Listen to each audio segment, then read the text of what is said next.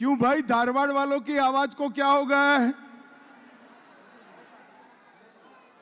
कई बार मैं इस मैदान में सभा कर चुका हूं, ऐसी आवाज नहीं चलेगी।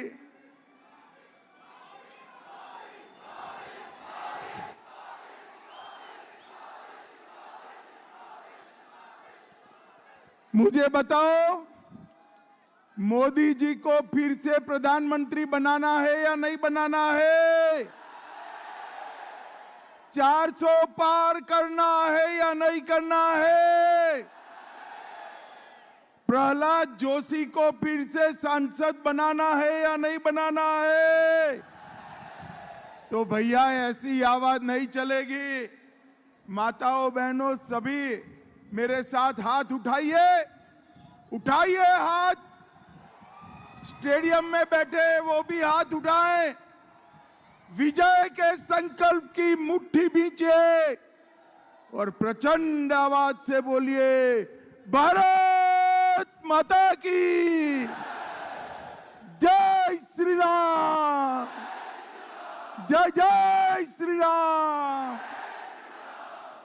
मंच पर उपस्थित श्री के.एस. नवीन जी, श्री एम.आर. पाटिल जी, श्री महेश जी, एम. नागराज जी, एस.बी. संकनूर जी, प्रदीप शेट्टार जी, लिंगराज पाटिल जी, हमारे वरिष्ठ नेता श्री यत्नाल जी, और आज जिनको जिताने के लिए मैं यहां आया हूं, मेरे प्रिय मित्र और भाजपा के वरिष्ठ नेता श्रीमान प्रहलाद जोशी जी। जोर से ताली बजाओ जोशी जी के साथ। और आज इस कार्यक्रम में आए हुए प्यारे भाइयों बहनों, माताओं और मेरे जिगर के टुकड़े जैसे युवा मित्रों, आप सभी को नमस्कार। मैं सबसे पहले ताई भुवनेश्वरी को प्रणाम कर कर मेरी बात की शुरुआत करता हूं। श्री सिद्धारूढ़ स्वामी, श्री मुरु सावीरा मठ, श्री मुरुग मठ और कनकदास जी महाराज को भी प्रणाम कर कर मेरी बात की शुरुआत कर। मैं जब यहां आया हूं तब कित्तूर रानी चेन्नम्मा और संगोली रायना को भी मनपूर्वक श्रद्धांजलि देकर मेरी बात की शुरुआत। भाइयों और बहनों, धारवाड़ हमारे भारत के शास्त्रीय संगीत ज्ञानपीठ की एक बहुत बड़ी राजधानी। सवाई गंधर्व भीमसेन जोशी को मनपूर्वक याद कर कर मैं अपनी बात की शुरुआत करना चाहता हूं। भाइयों और बहनों, ये चुनाव जो 2024 का है, ये ऐतिहासिक चुनाव में 2 खेमे पड़ चुके हैं।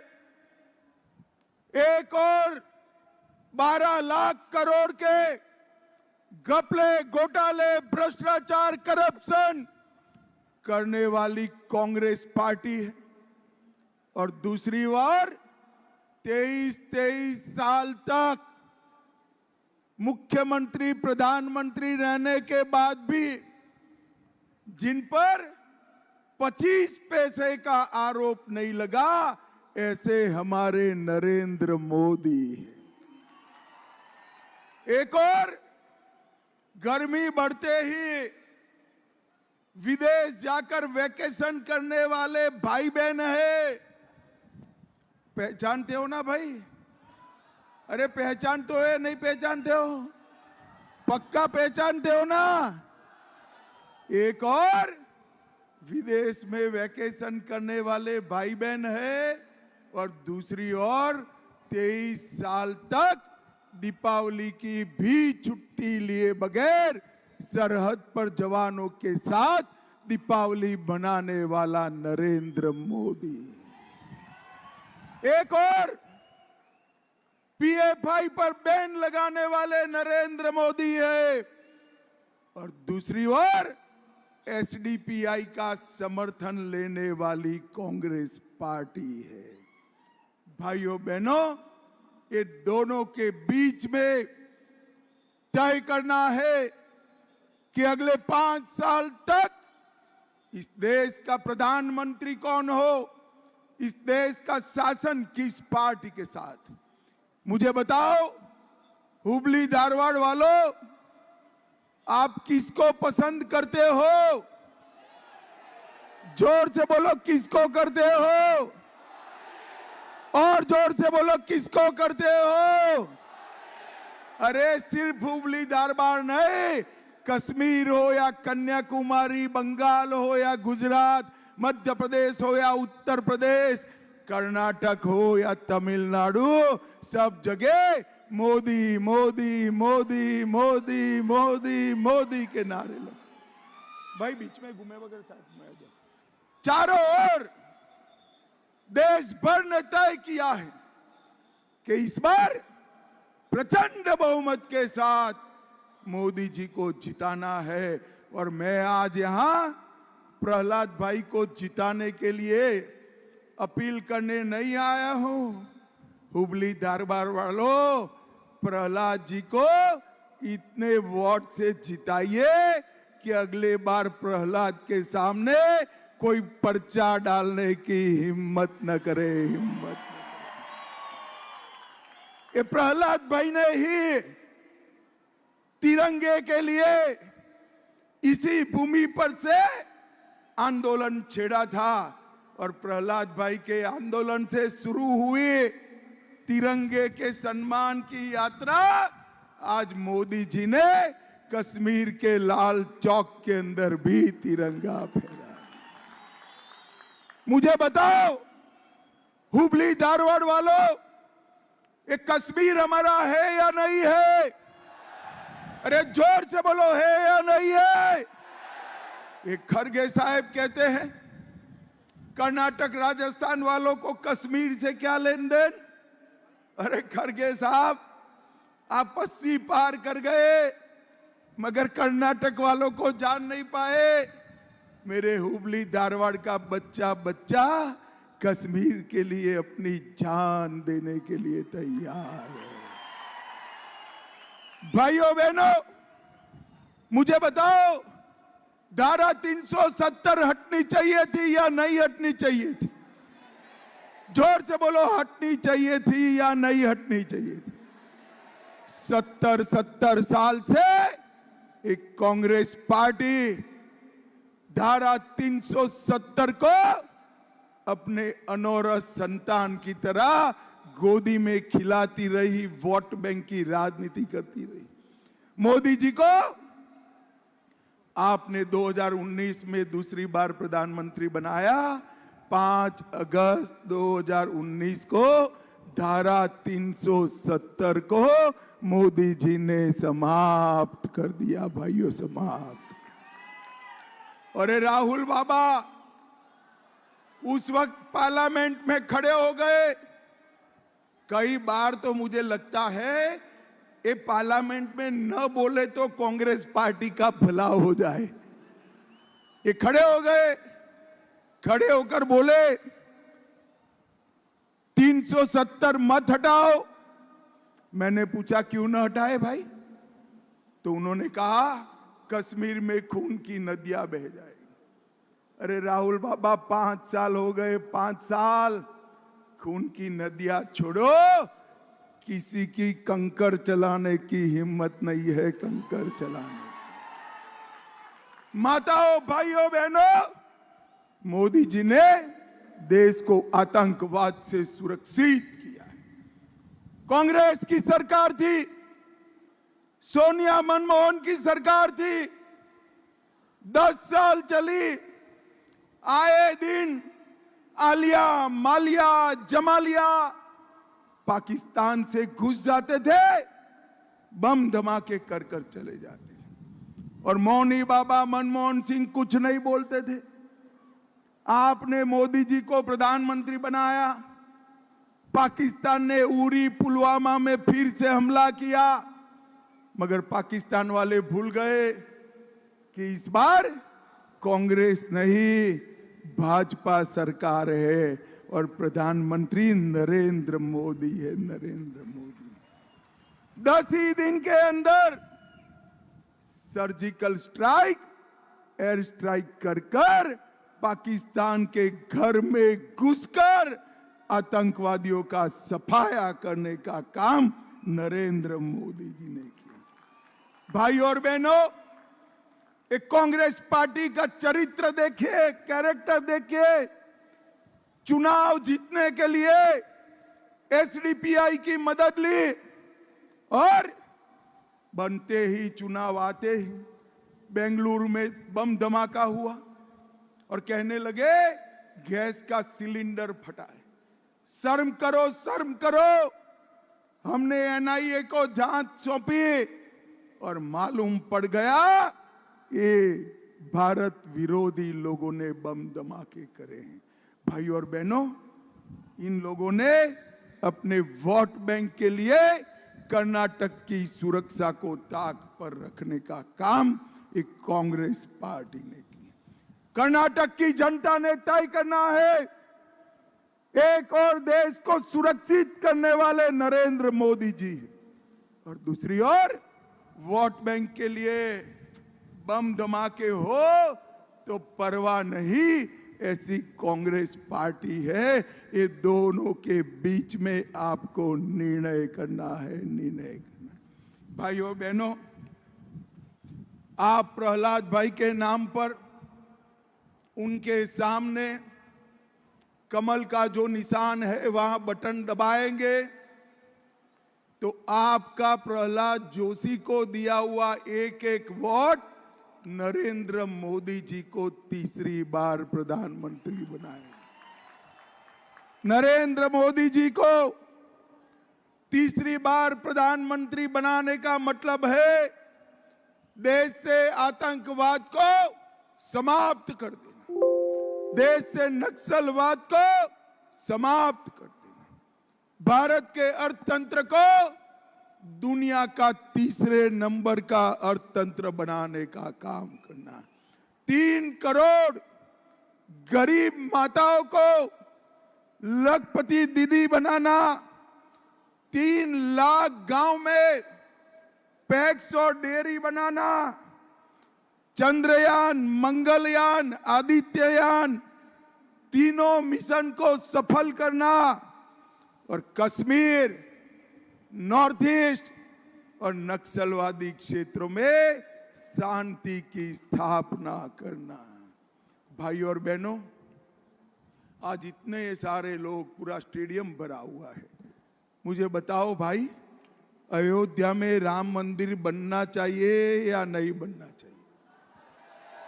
जोर से बोलिए, बनना चाहिए या नहीं बनना चाहिए? 70 साल से एक कांग्रेस पार्टी राम मंदिर के मुद्दे को अटकाती रही, लटकाती रही, भटकाती रही। आपने मोदी जी को दूसरी बार प्रधानमंत्री बनाया, 5 साल में ही मोदी जी ने केस भी जीता, भूमि पूजन भी किया और 22 जनवरी को प्राण प्रतिष्ठा कर जय श्री राम कर दिया। और भाई और बहनों, कांग्रेस पार्टी का कैरेक्टर देखिए। प्राण प्रतिष्ठा के कार्यक्रम में खड़गे जी, सोनिया जी, राहुल बाबा, ये सबको आमंत्रण भेजे, मगर वो उनकी वोट बैंक है ना, वोट बैंक कौन सी जानते हो ना भाई? जानते हो या नहीं जानते हो? ईश्वर जानते हो या नहीं जानते हो?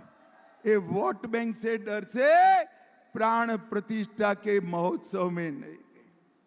अब मुझे बताओ भाई, जो राम की प्राण प्रतिष्ठा के महोत्सव में न जाए, हुबली धारवाड़ वाले इनके साथ रह सकते हैं क्या? रह सकते हैं क्या? भाइयों बहनों, इन लोगों ने 70 साल तक जातिवाद, परिवारवाद, भ्रष्टाचार की राजनीति करी, तुष्टीकरण की राजनीति करी। मोदी जी ने एक 10 साल के अंदर ही इनकी सब राजनीति को समाप्त कर विकास की राजनीति का रास्ता देश के अंदर प्रशस्त किया है।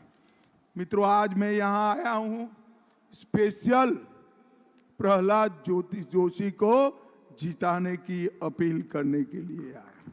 प्रहलाद जी, आप जरा खड़े हो जाइए, आगे आइए। मैं देश में जिस क्षेत्र में जाता हूं वहां के मतदाता कहते हैं हमारे सांसद को भाई साहब मंत्री बना देना। अब धारवाड़ वालों, हुबली वालों, आपको तो बनाया बड़ा मंत्री हमने दिया है, कोई गलती मत करने देना। मेरी बात समझ रहे हैं या नहीं समझ रहे? ये युवा समझ रहे हैं या नहीं समझ रहे? आप प्रहलाद जोशी को दिल्ली भेजो, उनको बड़ा बनाने का काम हम करेंगे भाइयों, हम करेंगे। भाई और बहनों, प्रहलाद जोशी देखने में सीधे साधे हैं, मगर हुबली धारवाड़ का काम आता है तो धड़ाम से मेरे साथ भी झगड़ा कर लेते हैं। कोरोना आया, सबसे ज्यादा वैक्सीन अगर कहीं आया तो हुबली धारवाड़ में आया। मुझे बताओ भाई, सबको वैक्सीन मिला है या नहीं मिला है?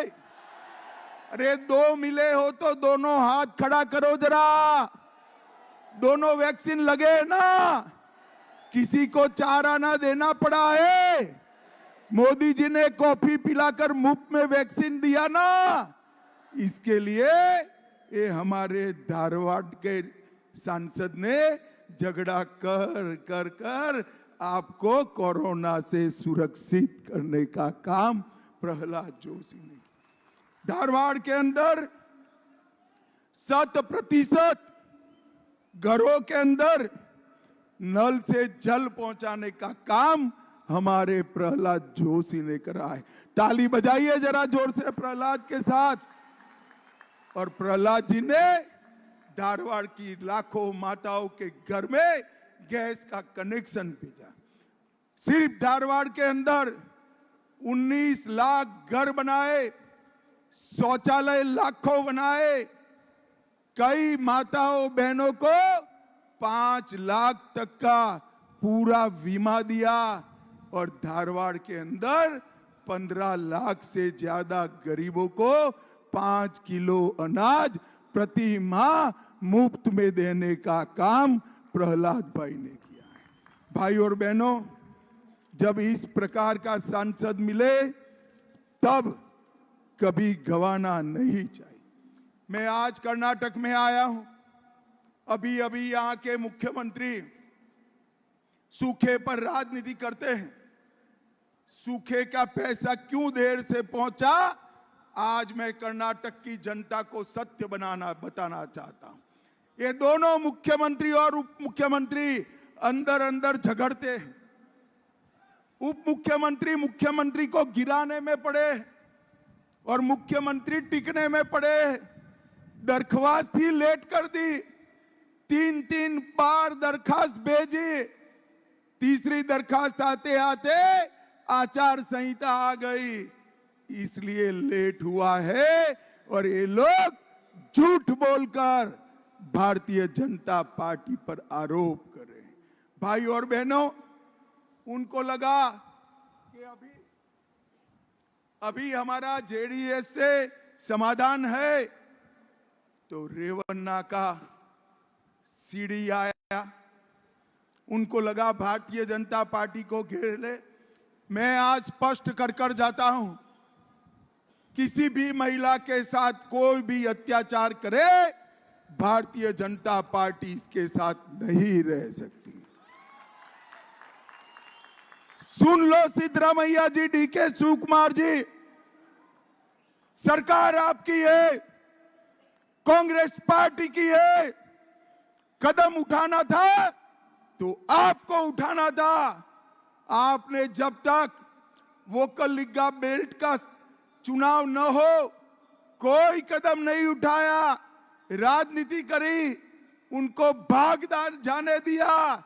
अरे हिम्मत है तो सच बताइए, आपके कारण जघन्य अपराध करने वाले भाग गए।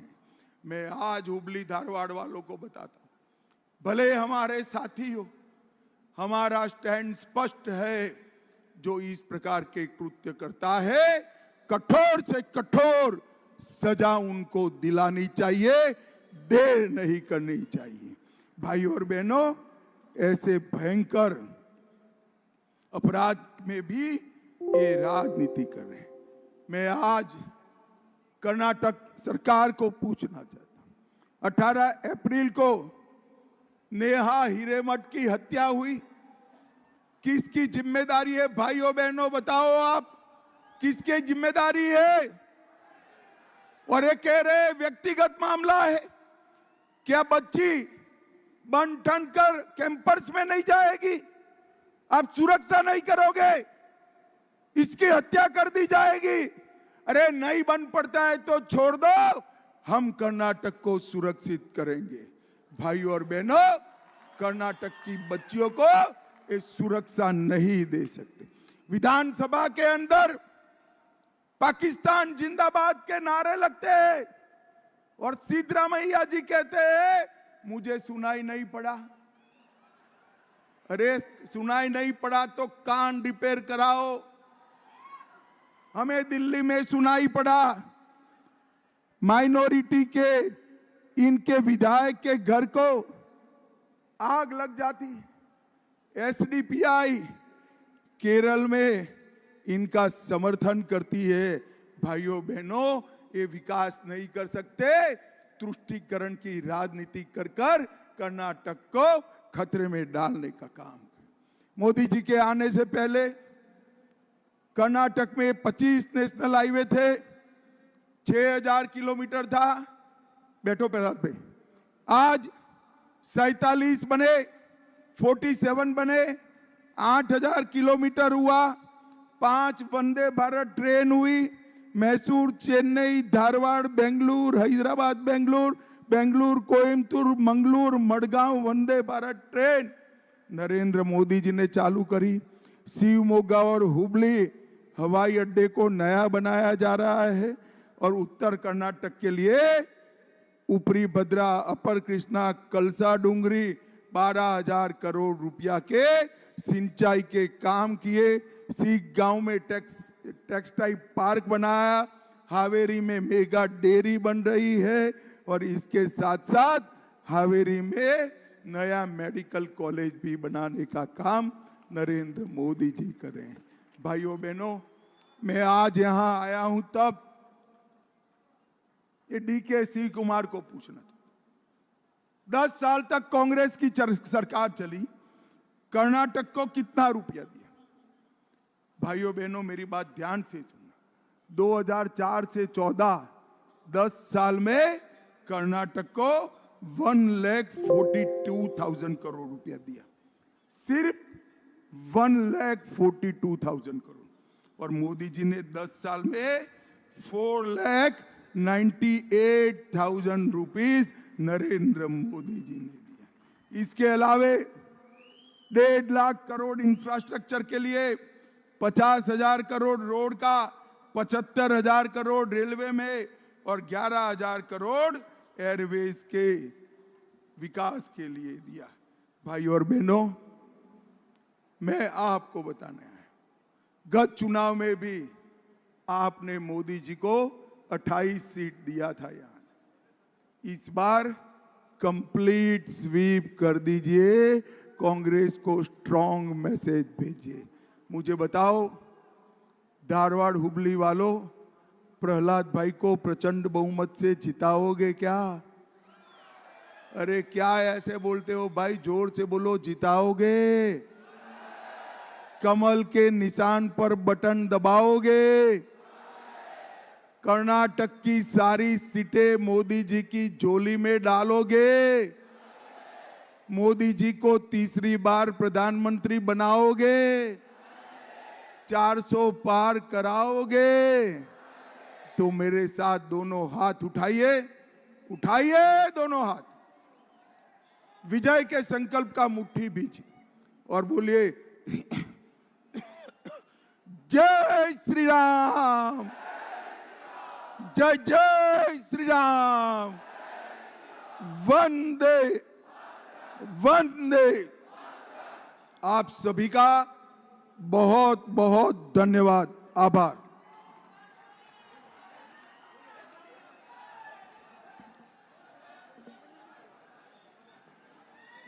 सन्मान्य श्री अमित शाह जी ಅವರಿಗೆ ಭಾರತ್ ಮಾತಾ ಕಿ ದೇಶದ ಉಕ್ಕಿನ ಮನುಷ್ಯ ಗೃಹ ಮಂತ್ರಿ ಅಮಿತ್ ಶಾ ಜಿ ಅವರಿಗೆ बोलो भारत माता की ಭಾರತೀಯ ಜನತಾ ಪಕ್ಷಕ್ಕೆ